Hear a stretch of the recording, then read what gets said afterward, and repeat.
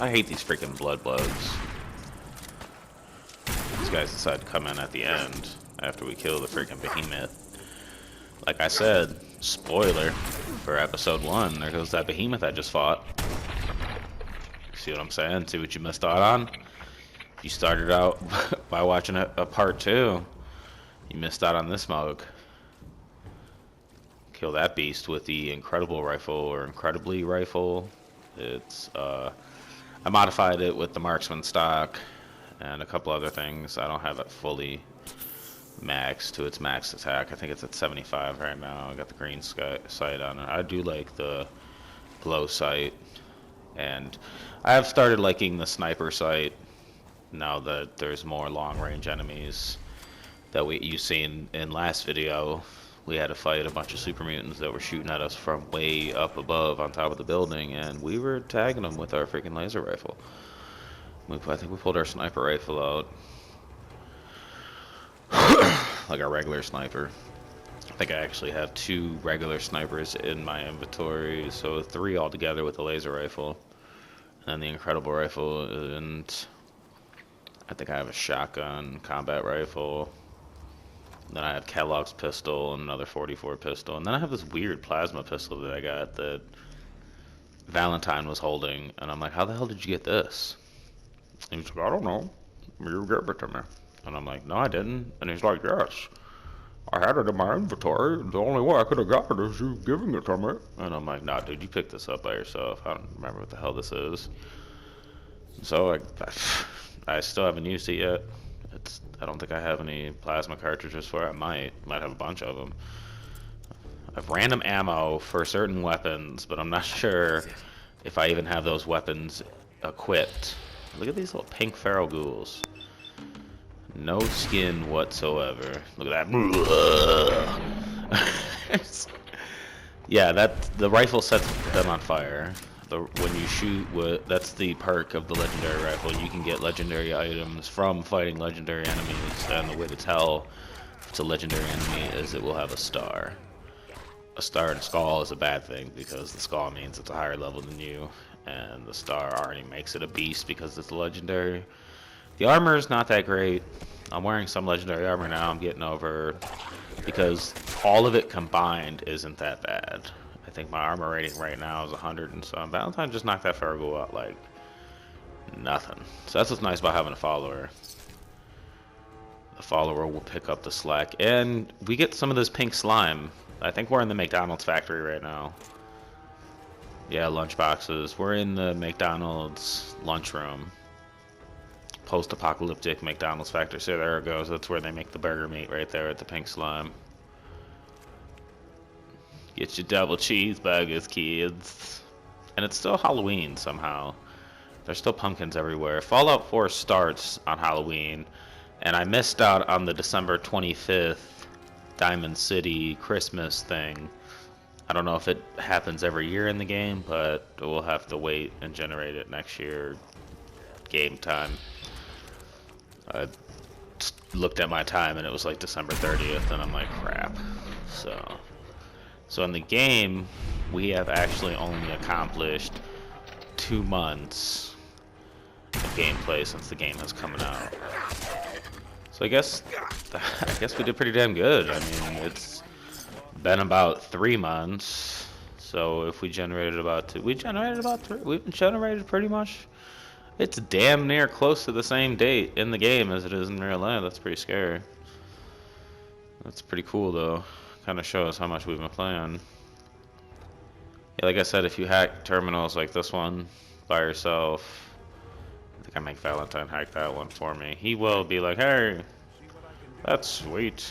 And you'll open up the companion quest. But we're already doing the companion quest right now, so it doesn't even matter.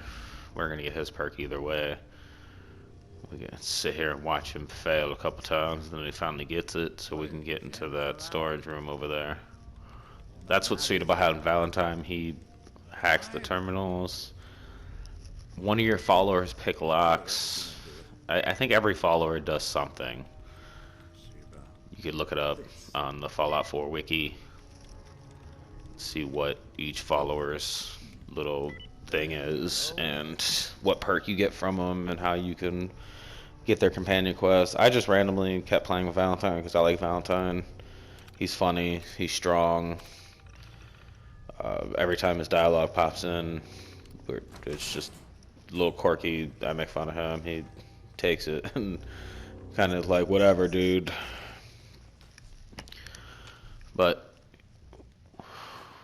we've grown to become best friends, me and Valentine, in this game. Really haven't played with anybody else. I played a little bit with Strong. He wants milk. I don't know why he wants milk. We'll find out, see what his companion quest. Maybe he has a short companion quest. We give him milk, and he's like, here goes my perk. Strong. And then Piper, she wants you to help everybody. It's like, damn. So I'm just going to have her follow me and see what she says. And then McGrady is always depressing. Every time you go back and talk to him, he's like, see right here. I'm pretty sure Valentine's over encumbered right now. We're making him pick up stuff. Grab that. McGrady's always like, oh, woe is me. I thought you'd never forgotten about me. And then when you're like, he's like, are we going on the quest together? And you're like, no. And he's like, oh, and it's like, God damn it, McGrady. Get the hell out of here. So I hate McGrady. And Dog Meat, he's sweet, but he's annoying kind of, because he just whines all the time. Every time he follows you. But you could just give him a bunch of crap. And he's a dog, so it's man's best friend. I think he holds the most out of any companion. And he doesn't complain, he just kind of whines. It just sounds like he's always whining. Everybody else always has something to complain about. They always have an opinion on what you're doing. Like Strong hates when you pick stuff up. He's like, why you need that junk? And then Piper loves it. Like I said, I've only played with a couple of them. Codsworth for like 5 minutes. I always go back to Valentine, but now that I finished Valentine's companion quest, I think I'm going to do the rest of their companion quests and see if any of them are as immersed as Valentine's, and if they are, I will make a video for it. That's about it on that one. I think yeah, more feral ghouls. See, they started changing. See, every enemy changes in this as you progress in the game.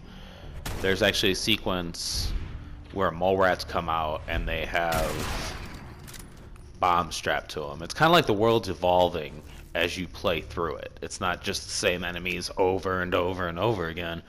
Because, did you guys see pink feral ghouls in my last video? No, I didn't either. And if I did, I don't remember. I remember them things coming at me like grayish and not as deformed. Those are like super feral ghouls, like more mutated. And then the super mutants ran into a behemoth. I don't know why we sat down there. Oh, we knocked over the lunchbox. There's lunchboxes everywhere. Vault-Tec lunchboxes. That one actually has a plastic fork in it. I'm not really sure what the Vault-Tec lunchboxes do eventually. I think we got like 10 of them. I think we get the overdue library book in here. And the overdue library books, you turn them into the bin and it gives you tokens to get collector item things, like a baseball. I think it's signed by something. And I think you can only get them from the overdue library machine. Don't quote me on that. I'm not really sure. The guy had an 8-ball Coke on him. We just left it. He had enough issues being a ghoul and all. Yeah, I'm pretty sure you can only get that from those things, but you can also, there's a quest in Diamond City for a collector, and you get 3 things, and I think he gives you something, but like it's like a baseball signed by a bunch of players. He thinks baseball was a sport that people killed each other, and on the back of their card it showed. So there's a bunch of dialogue of him like twisting up the words of what they mean, like the RBI and all that. It's like, this guy hit 8 people and he killed 15.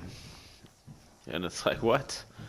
So that's a little sweet little thing in Diamond City. Maybe I'll put some video footage of that up and show it off a little bit. So look at this basketball court. You could actually build a basketball court and a bowling alley and have the pins. And I don't know if it works to where you can actually like roll the ball and the pins reset themselves. I don't know if you could actually play basketball, but you can build it. Maybe your followers and your settlers in your settlement will play. You can actually set your settlers up to do different things for you, like man your garden. Eventually, when you get your, I think you get the castle, you get a mortar type thing, and you could have people man that, but they're always shooting it off like stupidly. And then vertibirds. Every time a vertibird pops out, it's crashing. I think we actually have a vertibird crash in either this video or the next video. And if we don't have a vertibird crash in any of the videos, well, you obviously have seen it. If you played Fallout. If you're playing this game, let me know in the comments. Let me know if you've done the Eddie Winter quest. Let me know if you like the Eddie Winter quest. Let me know what companion you've done. Let me know what companion you want me to do next. You know, hit me up. Just type in the comment. Just type a name. Piper, McGrady. Who else do I have? Don't think I have. See right there. Freaking vertibird crashed. Blows up a car. That's like a Michael Bay movie right there. You're fighting super mutants with a rifle that sets them on fire, and then a helicopter gets shot out of the sky by a super mutant shooting laser rifles, and then the car explodes all at the same time. 2016 Fall. Die Hard 2077.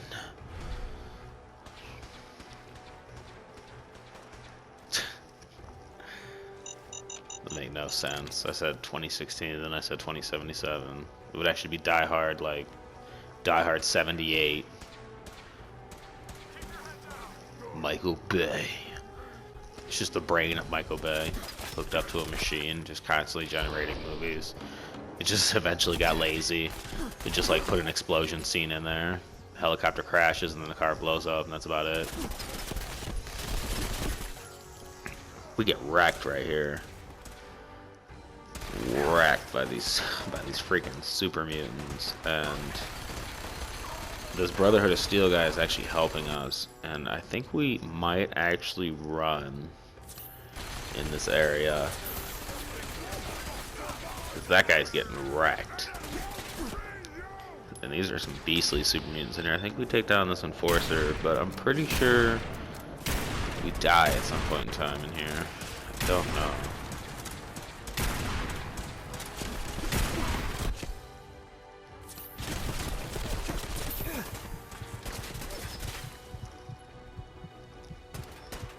Nope. We just keep running out and looking at our Pip-Boy. Where you going, sir? The aid button's over there.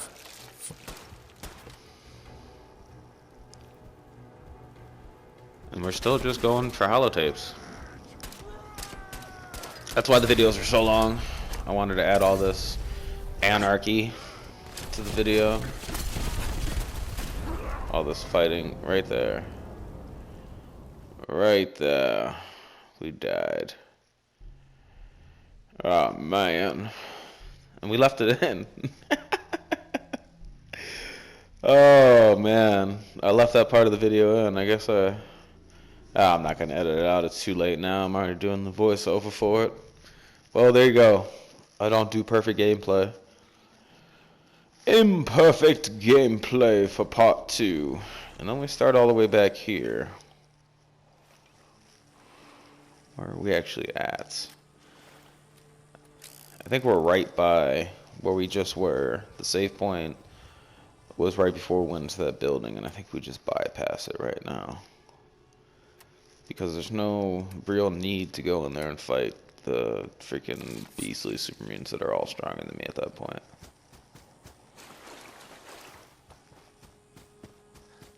Don't worry.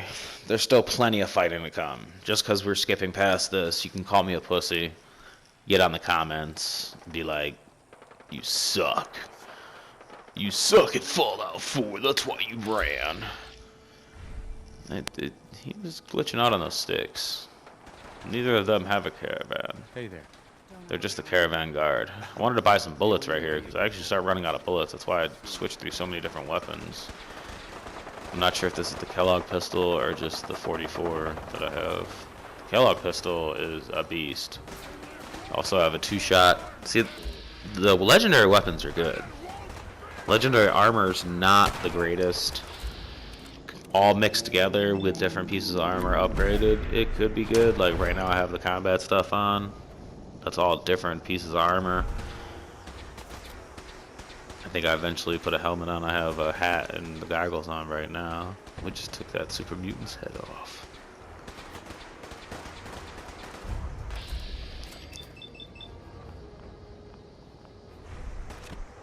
The story of Eddie Winter is kind of an interesting one. Valentine basically just spills his guts to you throughout playing. He's a 1950s detective that has lived for 200 years, and his wife got killed by this Eddie Winter guy. And he just kind of keeps telling you that. Like, it starts out little things here and there, he just kind of talks to you and gives you a little bit of his backstory, like how he has the mind of Eddie Winter and he hopes to be free by finally completing his mission. And that's what he talked about at the beginning of episode one, or part 1. I keep calling it episode for some reason. This isn't going to be put up in episodes. Hopefully all 3 videos go up smoothly and you can enjoy all 3 videos. And if you start in part 2, well, I'm spoiling part 1 for you right now. Part 1, he talks about at the end there, or the beginning actually, he talks about how Eddie Winter, and then actually sets up the quest for this Eddie Winter holotapes and finding him. He's a 200-year-old ghoul that killed his wife, Valentine's wife, and Valentine's a Sith. So Valentine only has the memories of this old detective, and he has the feelings though. I mean, think about that, a robot that has the memory and the feelings of you. 200 years from now, you all of a sudden you get resurrected in 200 years, and you're slightly yourself, but you're also the Sith that wants to be itself. And there's a companion quest that I'll do. I'm not gonna go into too much detail about it, but you turn a Cosworth looking robot into a Valentine type, or actually a Sith robot without, like, more like the from season 1 of Finding Sean, the Courser, more like that. Oh, Tessa's a beast. This battle right here is epic. This is actually, I'm pretty sure this is a Brotherhood of Steel. I don't know why she's fighting me. It just says Tessa, so we're going with it. I don't get any bad blood. It doesn't say Brotherhood of Steel doesn't like that or anything, so I don't know. She just has a power suit and a helmet. She's wrecking my life right now. So we have to get, this weapon is sweet. This is actually a rifle turned into a pistol. So it has the power of a rifle, and it's a freaking one-shot pistol. Look at that. Damn. Because you can put a rifle stock on pretty much anything. So I don't think you could put a pistol stock on it. Yeah, you can, kind of. I'm pretty sure you could turn the hunting rifle into the little pistol type stock right there. With that power fist, dude. That power fist, though. Modifying in Fallout 4 is my specialty. I love modding in Fallout 4. Going out, picking up a bunch of things. That's why I love that they made everything mean something. You pick up a wrench, you pick up glue, you pick up duct tape. That's how you build these weapons to make them better. That's how you build your armor to make it better. That was weird. Right there. It glitched. You seen how close I was to her. Then she was behind me. Then I shot her and she flew. I don't know. Fallout 4 hashtag glitches.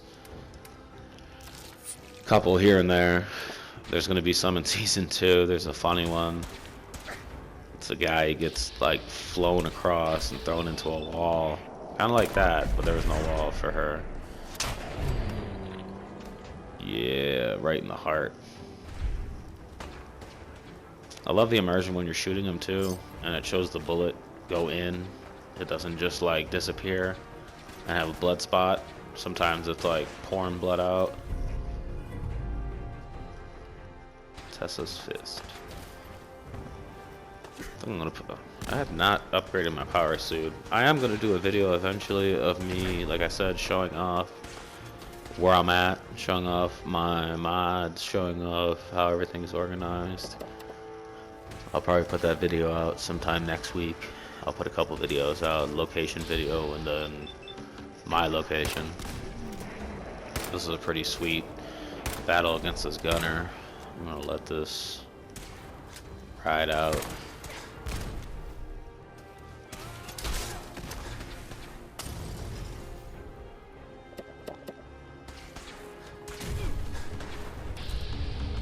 Fight a bunch of different gunner privates here. And then there's a legendary gunner hidden over there. This dude is freaking trying to wreck my life with that power fist. All these dudes have power fists. I don't know where they got so many power fists from, but they become a common weapon in Fallout 4. You see how many enemies we're fighting right now? Grenades everywhere. Where the hell is Valentine at? So we keep running out of bullets.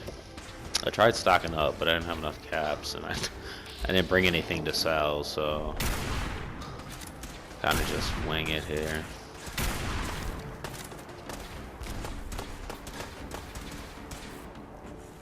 This is freaking an epic battle. Last battle, if you didn't see it, part 1, finished with a behemoth. This one we finished with a bunch of gunner privates.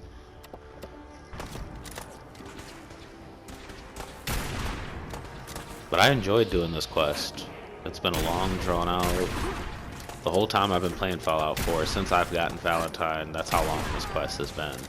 And I finally just got his companion. I'm sure you can accelerate it just by going online and looking up what it takes to get him to do everything he needs to do. And you could just get it accelerated and finish it right away. But I like just randomly getting things. Like I like when the trophy just randomly pops up and you're like, ooh, he's candy. Or when he's turns around and he says something to you and you know you've progressed his companion perk. And you're like, sweet. When I finished part 3 and I get his perk, it was an accomplishment. And that's what Fallout 4 has. It has accomplishments, and that's what I love about this game. Hands down, Fallout 4 is the perfect Fallout. For now. Until Fallout 5. Fallout 5 has to look more like Call of Duty and Destiny. Because if it doesn't, it's garbage. Because it's going to take freaking 10 years for it to come out. You know, Skyrim's coming out, so Skyrim's got to look like how Witcher did in 3 years. And then PS5, they're talking about that coming out sooner than later. That would suck. I'm hoping PS5 is just an update to the PS4.